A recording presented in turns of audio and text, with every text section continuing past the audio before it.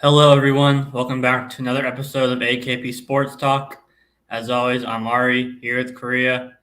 We just had week 0 of college football, and it was obviously quite the crazy week, as most would expect. All four underdogs covered, and that led to some, tough plays for us on this opening weekend. We'll start getting into a quick recap. Korea, not good for either of us, as I said, but some of the plays were close. Some were not so close, obviously. Any takeaways, from obviously it's just week 0. It's the start of a long season, but any takeaways from the opening weekend?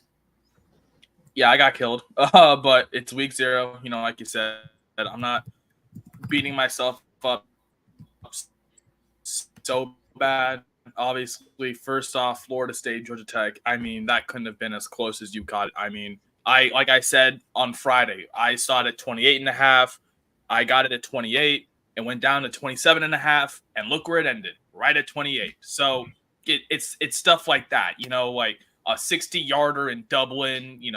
It's stuff like that, and then with Nevada, that one really pissed me off because SMU just looked like they were like some D3 school just playing football for their first time. Like, what was that? Preston Stone. This man was everyone was raving about how Preston Stone was going to be, this great quarterback. This man throws a pick on his first throw, sends his defense right back on the field after a good 3 and out. It was just a disaster class. SMU's offense made SMU's defense bad, and they kept him on the field. SMU's offense couldn't do anything. They were stalling. I don't know what it was. They tried moving the quarterbacks. That didn't work. They weren't getting downfield. I watched that game. It was horrible. SMU's offense was so bad, and everyone was high on Preston Stone. I hope he has a bounce back game when his next game, because that was abysmal. Everyone was talking about how he had, I think, 28 touchdowns and 6 picks last year. Man threw 2 picks in his first game against Nevada. And yes, I knew Nevada had a good defense, but I mean, my God, Nevada's offense should not have been that good because SMU's defense was getting tired. And to be fair, Nevada's offense was not as bad as I was expecting them to be. Obviously Brendan Lewis, the transfer from Colorado, with his dual threat, I don't think SMU really did their homework because he was getting 4 or 5 yards every time, QB option read there. So that was just horrible. That was sad to see. SMU just let us down there. And then I'm glad I didn't put any money on Montana State until I live bet. I did. If you saw in the group chat, I said I live bet Montana State when they were down because I had a fantasy draft at the time. But I saw the halftime score and I turned it off because I was like, "What is this?" I saw so many people talking about New Mexico as an underdog, and New Mexico, looks good, in this underdog spot. And I wasn't convinced. I was not too moved. And then all of a sudden, I see Montana State come on the field, and they look like they are literally like some FCS team that don't know how to play football. And I'm sitting there like, oh, not again, man. Oh my God, not again. And so first half goes by and they're down, but I'm glad they had that amazing, wonderful comeback, and also SMU too with an amazing comeback as well. Obviously, SMU, I think they were down, 2 touchdowns in that fourth quarter. They come back and won. And then Montana State, I mean, you were talking about comebacks. They scored 21 unanswered to win that game. Incredible. And obviously, for people who remember my FCS over FBS season entry, that's 1 win. So we need 6 more wins. And I already talked about Montana State. They had to come back. It was something. But they did get the win there. And Hawaii, I mean, they let up 14 points to Delaware State. That should be a loss in itself. They let up 2 touchdowns to Delaware State. That's a loss in itself. I'm so glad I fell asleep during that game because I woke up. I checked the score. I said they let up 14 points to Delaware State. That's a loss in itself. And I don't even care that they only got 35. They let up 14 points to a team that threw 6. They let up 14 points to a team that couldn't score last year to the Army, Ari. To the Army. How'd you do this past weekend?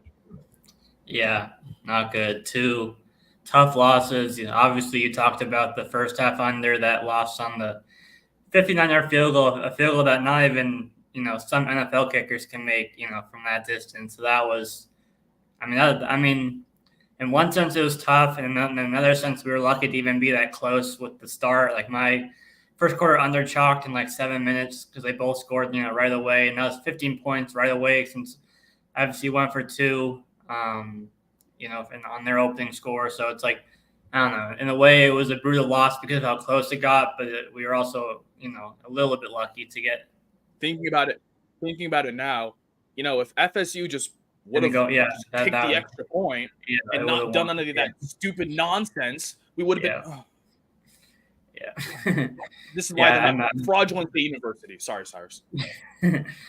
I mentioned that too, right at halftime, that either not going for 2 or them missing that 59-yard field goal or even the 52-yard field goal. I mean, 2 50-yard field goals, in the first half. Like everything that could have went wrong essentially. And then the Montana State New Mexico game, started off with the fumble that turned into a touchdown for New Mexico. And when that happened, obviously when something like that happens, it's like, it was looking good early until that point, because I think it was like 6 minutes scoreless until that point.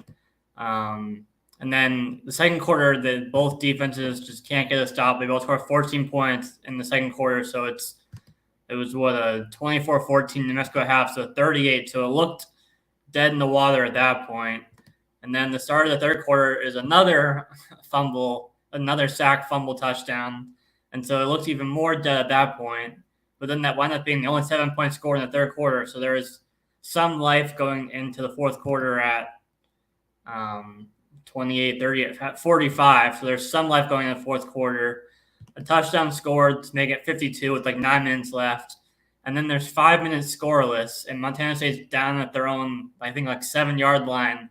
And I'm thinking, I could barely squeak under if they get like a couple first downs, and then they go for it on fourth, they turn it over on downs, and then Mexico runs out the clock. And then I have like a little bit of chance. And then boom, I'm watching the game, a 93-yard touchdown down the sideline. I'm like praying that someone that they get tackled, because they didn't have the starting kicker. So I thought even if they got to like the 30, even if they kick a field goal, it could still be missed. And then, it took me a few seconds to realize that he was not going to get caught. And so that was, absolutely brutal. Obviously, it's good for your season-long play of the FCS teams and obviously your live bet. But, yeah, when it was 52 with like 4.5 minutes left inside their own 10, my bigger concern was not them scoring a 93-yard touchdown. It was them going for a fourth down, getting a 3 and out, going for a fourth down, turning it over on downs, like inside their own 10, essentially. And then New Mexico wouldn't be able to run the clock out and we'll kick a field goal, would run the clock down and kick a field goal. I thought it would lose that way potentially.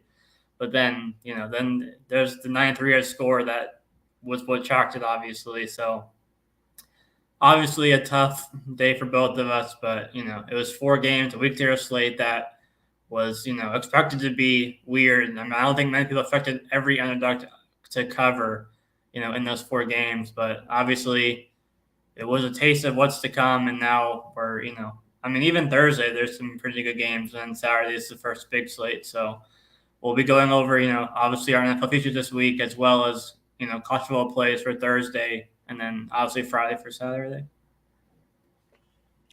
Yeah, you want to talk about week 0 was definitely one of the weeks of all time. Georgia Tech, obviously with a massive upset. I know a lot of people are on FSU minus 10.5, book it with Trent. And then Montana State.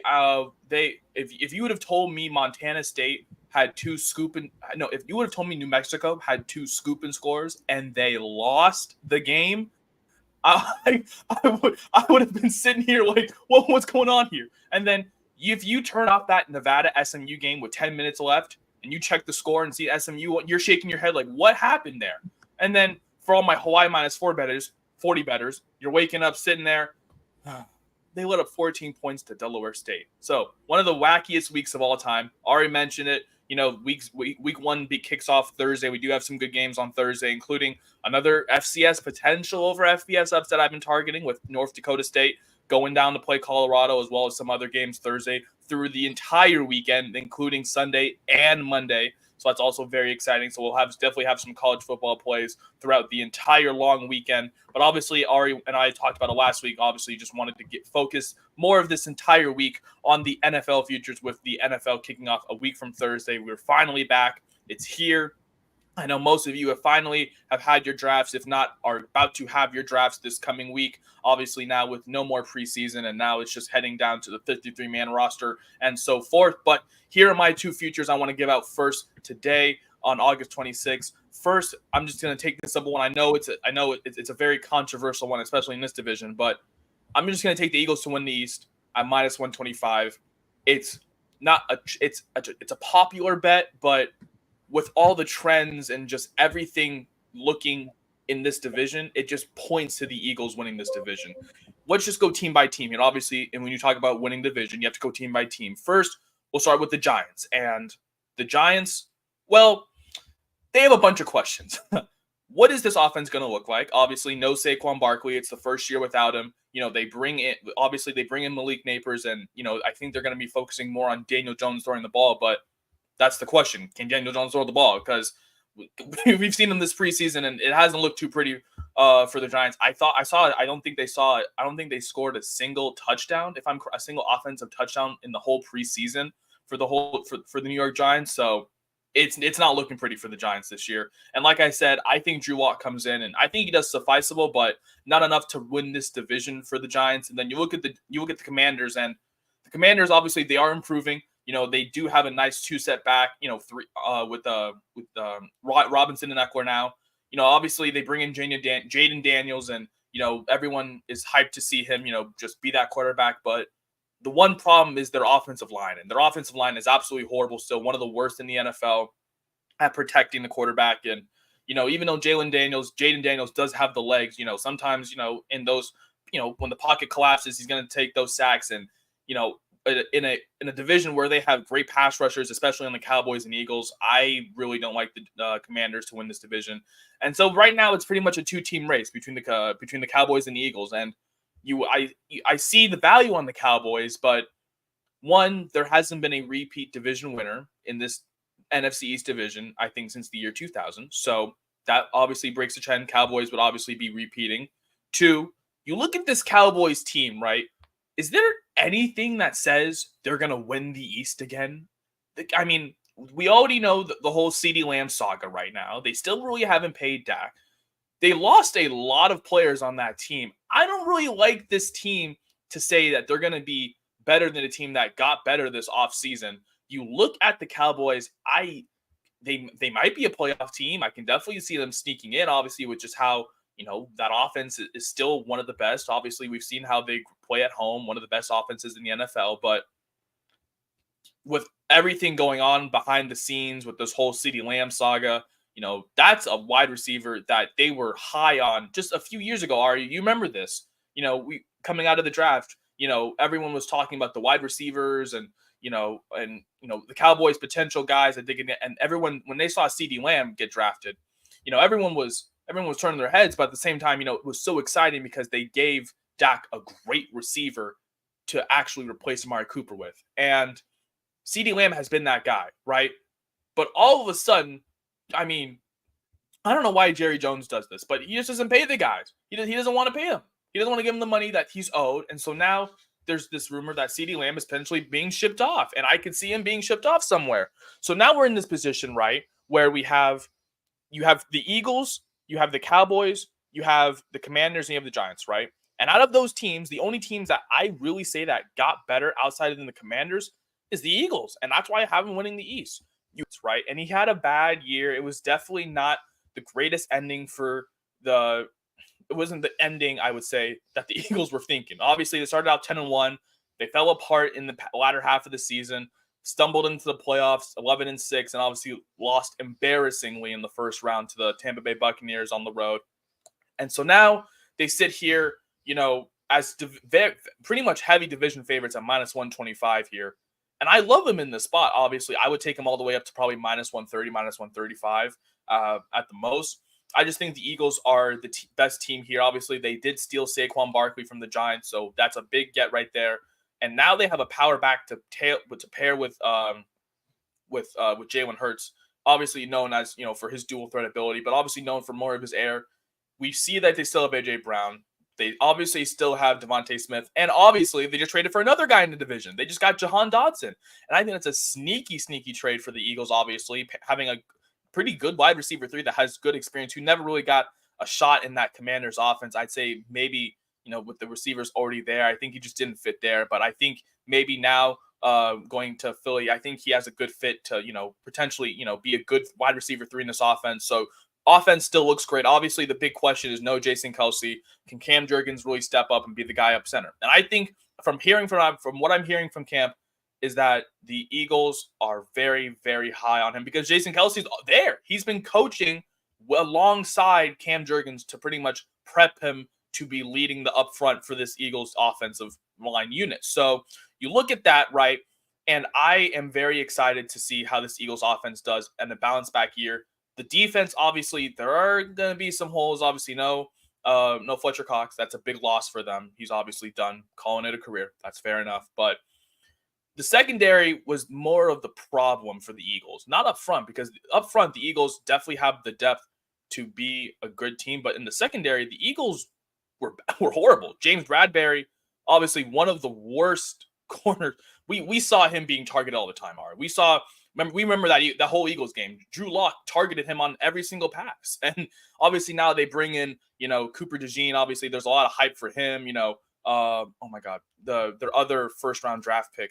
I'm forgetting his name. The other corner or the other defensive back. I know he's a very talented, very talented. Arnold? Yeah, Arnold. Yeah, Terry Arnold. Yeah. There's a lot to be excited about for the Eagles. When you look at the secondary, very, very much improved. Howie Roseman, look, when he picks his opportune times to strike, he does.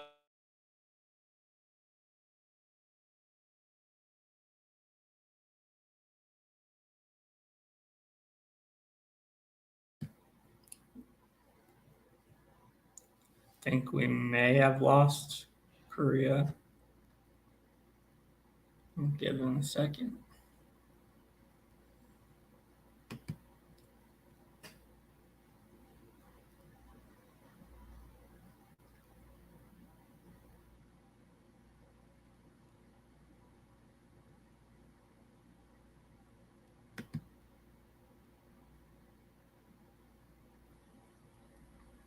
Assume he's fixing his Wi-Fi right now.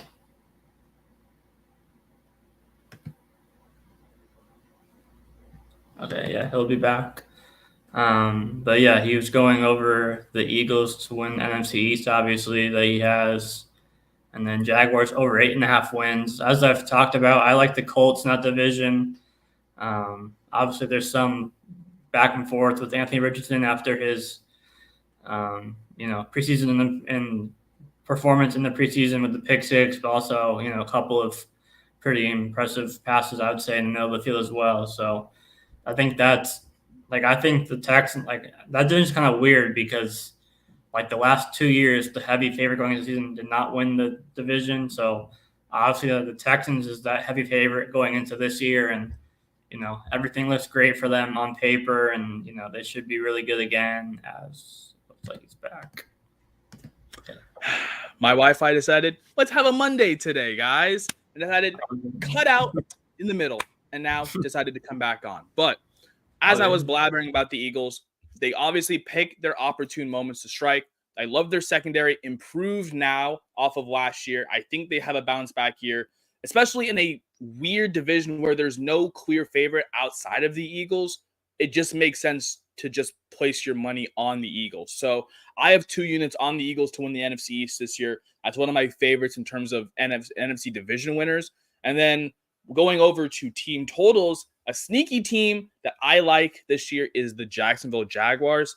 And I like their team total over 8.5 wins right now. It's pretty much out of pick 'em. It's been near that 8.5 range all off season, and I think it's just because of how the Jaguars schedule looks. And we take a look at it, and it's rough, Ari. The front half of the Jaguars schedule, I'm not gonna lie to you, it's ass. I'm sorry, Jaguars fans. I don't know. I don't know what they did. I don't know what y'all did, but it's not going to be pretty for Duval for the first week.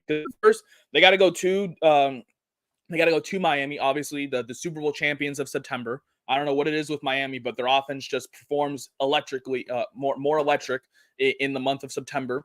And then they host the Browns. Obviously, the Browns a very good defensive team. Jags right now a 1-point favorite, so it's right now just a even money line spread. Pretty much a pick 'em.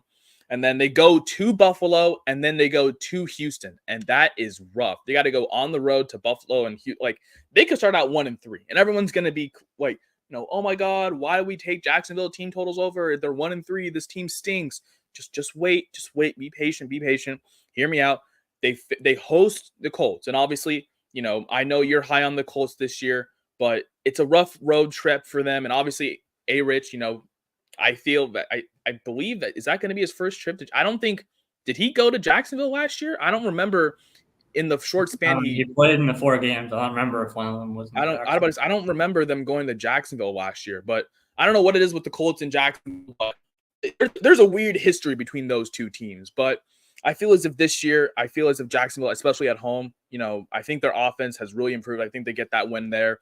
They have a weird game against the Bears in London, and don't they have those like back-to-back London games this year? The back-to-back London games. At that point, they're like, you might as well just move the Jags to London at this point. They're already thinking about it. They have the back-to-back London games against the Bears and the Patriots. I think they get one out of those two at least, obviously against the Patriots, and the Bears right now is pretty much seen as a pick 'em, but I do like I do like the Jags. I do lean them because obviously they have more experience overseas. Obviously they've been playing in that stadium for a long time. So I do, if it's Tottenham Hotspur Stadium, I believe, and it is they're playing in Tottenham Hotspur. Yeah, they do play well in that stadium. So I do think they maybe get 2 there, and then their back half of the schedule a lot friendlier for them. Now obviously they do host the Packers and they do go to the Eagles. So I think they maybe get one of those 2. I don't think they go up to Philly and win. That's going to be hard, especially, early November, on a Sunday night game, which is going to be very interesting to see. But I don't think on a Sunday night game, I think the Eagles get that one at home. Then they have the Vikings at home. Obviously, Ari, we're both low on the Vikings this year. So I do like the Vikings to lose that game on the road to the Jags. And then the Jags have back-to-back games against the Lions on the road, which I don't like, especially the Lions on the road. Lions at home, obviously, we talk about how they have one of the best offenses. And then they go, then they host the Texans, which I think they split the season against the Texans. And then their back half of the season, very friendly. Titans twice, and then the Colts, Raiders, and Jets. And I think they win at least 3 of those games, potentially 2 against the Titans, especially since they're splitting those in the last pretty much month of the season. And then obviously the last game of the season in Indianapolis, and then they go to Las Vegas, and Las Vegas is a complete, oh my God. Who knows who the starting quarterback is going to be by that time. It could be O'Connell. I hope it's Minshew. But the way Antonio Pierce was sounding at the press conference, he wasn't happy with either of them. So who knows who the starting quarterback will be by that time. And then obviously the Jets, everyone's really high on, but it's late in the season. It's down in Jacksonville. I don't know why I love the Jacksonville in that late spot. So you're counting up the wins here, right? And I can definitely see 10 wins for this team. I think that's more of their max, especially 11, and especially in this really tight division. I'd say with the top 3 teams. We already talked about the Texans, and you already talked about the Colts as well. But I want to give the Jags some love. I do like their win total over 8.5. I think they get 9 wins this year. I think they do finish over 500. Playoff team, I don't know, but I think even though it's just going to be because of their rough beginning, I think if they can start 5-7 and then be in that range, with the last few games of the season, looking in a good spot, I think they can finish, with 4 out of 5 wins in the last, 5 weeks of the season. Like I said, 2 against, two against the Titans. I think they maybe steal one against the Raiders on the road, and then the Jets at home. And then obviously, I don't know how they do against the Colts on the road, but that's 9 wins right there. And I think that happens. And like I said, when the NFL season, anything can happen. So a win could happen earlier, a loss could happen later, but I still think this team does finish over 500 this year. I think with how their offenses look this year, there's a lot of excitement, with even though they lost Calvin Ridley to Tennessee, I think with them having Brian Thomas Jr., there's a lot of excitement coming out of him and the camp there. There's also, Christian Kirk, a trusted receiver, for oh my God, for Trevor Lawrence. I couldn't think of the name. I don't know why. For Trevor Lawrence, I mean, we saw why the Jags paid him. Obviously, everyone was confused, like, why are they paying Christian Kirk all this money? Well, we see why they paid him. Obviously, they have a good trusted relationship in terms of the pass quarterback wide receiver room, and then they still have Etienne in the backfield, and I love him as well. Obviously, I love him to have a bounce back year, especially in the red zone. We see him, just burst into for like 20, 30-yard rushing touchdowns sometimes, just with his speed. So I like his speed in the backfield. The one bigger question was their defense. Obviously, their secondary has had some issues as well. But I do think they have a bounce back year, just with an unfriendly, September, October, but with a more friendly November, December / January-ish. I do think they get 9 wins throughout that whole entire season. So those are my 2 futures. Ari, I'll stop yapping here. Eagles to win the NFC East at -125, and the Jags team total over 8.5. Those are my 2 futures I'm giving out today. What are you giving out, Ari? What have you cooked up on this Monday? Yeah, 2 plays. One, I'm going back to the Colts, which kind of conflicts with your Jaguars play, but not like totally. Like the Jaguars could go over, and the Colts can still make the playoffs. Obviously, they don't totally correlate. So, but I'll start off with the one that's a little more, I guess you could say, odd, and that's Josh Allen under interceptions this year. I mean, you look at the last 3 years. It was 18, 14, and 15. So just looking at that, you would think he's gonna soar over this line. But I think that, for one, this line is this low for a reason, and it's juiced to the under for a reason. I think we're gonna see, without Stephon Diggs, I think we're gonna see a lot more conservativeness from Josh Allen this year, and a lot less kind of deep, risky throws, and they're just risky throws in general, and a lot more shorter throws to, Shakir, Curtis Samuel, and Kincaid, and, their receivers and tight ends. So, and he still needs his legs just as much. So, I think this is, partially a line play with this sitting at 12.5, and he's soared over this line the past 3 years, and then partially also just a new type of offense, where they don't have a de facto clear number 1 wide receiver anymore.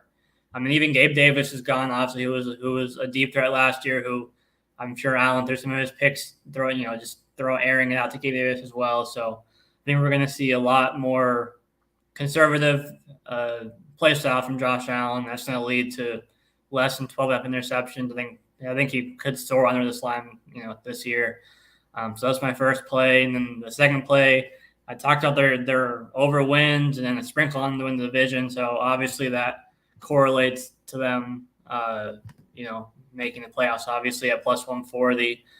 I'm still a believer in Anthony Richardson and what he can do. Obviously, there's some talk, from the preseason. He did throw the pick 6. He also threw a touchdown and a couple of tight window passes as well in that game. So obviously there was some mixed results, and again, it's obviously the preseason, so you can take what you want from that, and what you want from the preseason. But I'm a believer based on, how I felt about him coming out of college. And then obviously it was only the 4 games, but what he showed in that short sample size last year, I think him and Taylor, is going to be obviously dangerous in that backfield. They have some injuries in the receiving core. I think Josh Downs is still banged up, but, he threw the touchdown to Adonai Mitchell in the preseason game, and you still have Michael Pittman, who's their de facto number 1. So it's not like the most talented receiver group, but I think it will be enough when you factor in Richardson and what he can do with his legs. And then I talked about their defense. The secondary is not great, but their pass rush is pretty good. They did lose a pretty big piece for the season, but from what I've been hearing, Latu, their first-round pick, has really been looking good, in camp and in the preseason. So I think it's going to be good enough. I think they have a better defense than Jacksonville, so that's why I like them more than Jacksonville, for the purpose of, finishing with a better record and make the playoffs and all that. But, obviously Jacksonville can still finish with 9-10 wins, and the Colts could still sneak in with the extra wild card. That kind of opens up everything for, potentially more than for the Colts to make the playoffs, and Jaguars will still push as well for that last wild card spot. So, this is just kind of adding on to my Colts talk that we had earlier in the offseason, obviously. So those are my 2 plays for today. Josh Allen under interceptions, and then the Colts make the playoffs at +140. Yeah, I see the vision with the Colts. I mean, it's just, with your narrative with you being high in the Colts, I think it just kind of shows, how competitive, the AFC is now. Obviously, you look at every division aside from the AFC West, you look at the AFC South. Obviously, it's three teams, pretty much, in that race. Obviously, Tennessee, leading behind, but obviously Houston, they're still a good team there. The Colts, obviously, as you're high on them, I still like the Jags in their offense as well. You look at the AFC East, obviously, and that's a three-team race. With the Bills, the Jets, and the Dolphins, all good teams. And then you look at the AFC North, and that's the most competitive out of the three. With every single team almost having a case, as to why they should mind it. The Steelers. I'm not going to discredit the Steelers, but in terms of where the other three teams stand in the division, in terms of both sides of the ball, they do there's still some QB issues going on there. But yeah, I think it just credits, the fact that the AFC, just very competitive right now. First, I think the Colts, the fact that they're only plus 140, to make the playoffs is kind of just showing, how, tight that AFC South race is really going to be.